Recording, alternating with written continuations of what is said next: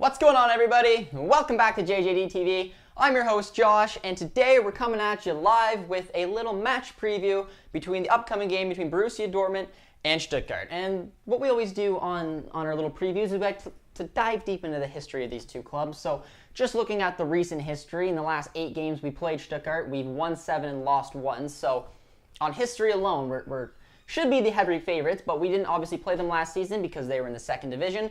So this is our first real chance to go at them after coming back up into the Bundesliga. So taking a look at the two teams' forms, we look at Borussia Dortmund, and we are 6-1-3 and sitting in 4th place right now.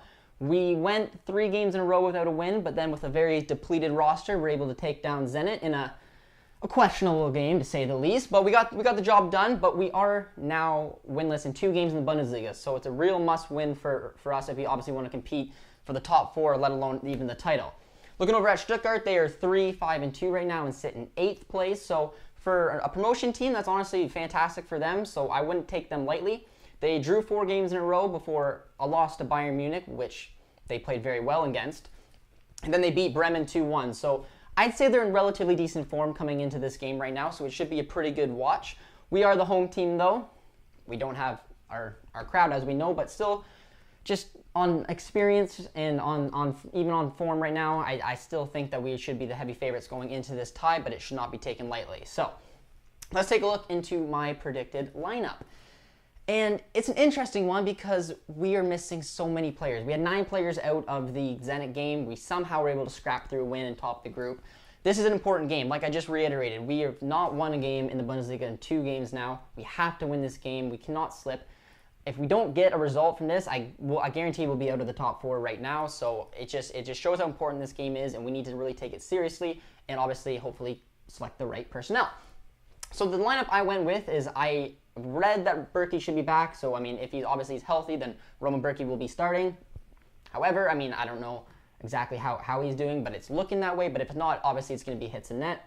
At a right wing back spot, because of no selection, we need to put Paslak there. I am a fan of Paslak. He didn't have the best outing. In my opinion, him and Brandt were the 2 worst players in that Zenit game. So hopefully this gives him a real chance to bounce back right away and get a little bit of confidence going and playing in his favored right wing back spot. Our center backs, though, are looking good. We're going to have Emre Can on the right, Hummels through the middle, and Zagadou on the left. I thought Zagadou was phenomenal in that Zenit game. I really think he was. He came back in. He was so strong at the back. He made a couple decisive tackles, and I'm excited to hopefully see him get a start here. It's nice having that lefty out on the left center back spot with Hummels obviously playing comfortably through the middle and Can on the right. So I think that trio will obviously look pretty well together, and I hope they do pretty well. And then going on our left wing back spot, I'm very hopeful from what I've read that Guerreiro will be back. I don't 100% know. It still looks like it's a little bit up in the air, but it's kind of looking like he may start. So obviously I put him in. If he doesn't make it in time, obviously that will be Schultz then on the left wing back spot. But again, like I've said like 2 or 3 times this year already, every time Guerreiro looks like he's not going to be fit for a game, he comes back and he starts right away. So I'm hoping that Guerreiro will do that. And then in the center of the park, again, with the limited options, but this duo is playing fantastic. That's Jude Bellingham as well as Axel Witsel. Witzel is really finding a stride, which was great because he didn't have the best start to the season in form-wise. So he's having a nice little partnership with Jude. I love seeing Jude keep playing it week in, week out. He's getting a lot more confident.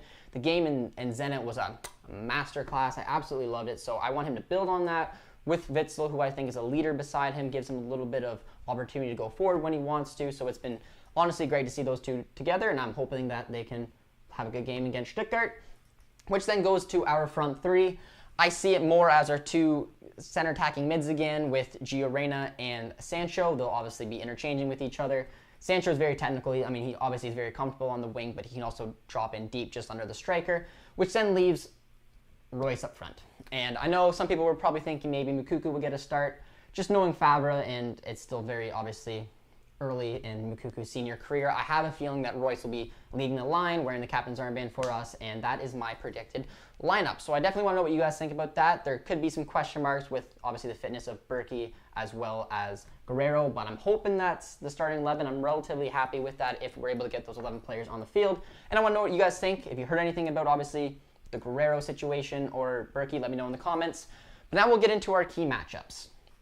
And our first key matchup is one to kind of keep an eye on because, like I mentioned, Paslak did not have a good game in the Zenit game.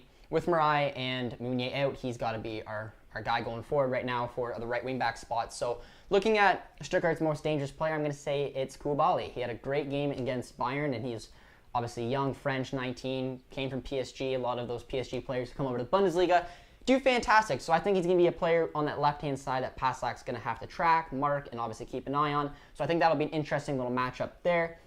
And then looking at our other matchup, it's going to be Jadon Sancho versus Endo. And that's because I think Endo's been playing fantastic as a holding midfielder for Stuttgart this season. He's got a lot of minutes, and he's just kind of the rock in that midfield. So I think going forward for Sancho, to get on goal, he's going to have to get around Endo. So I think that'll be a good matchup there.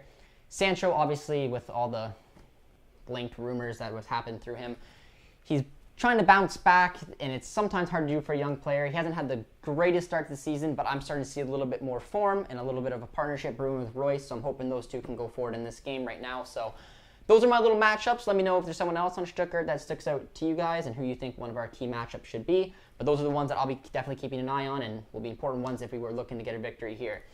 So before we get on our preview, I'm going to have to give my prediction because I like to do this each and every week, and I have been on a bit of a streak of getting it absolutely dead on. So I'm going to say a 2-1 win for Borussia Dortmund. I was going to say 2-0. I don't know why. 2-1 popped in my mind right away, so that's what I'm going to say. Like I mentioned, it is an important game. We know this. We haven't been in great form in the league, and if we slip anymore, it's just going to put us in a world of trouble. So we need to get those positive thoughts back. We got a good enough lineup, I think, to take all 3 points. We're going to have to see what the boys can do. So with that, ladies and gentlemen, brings an end to our match preview.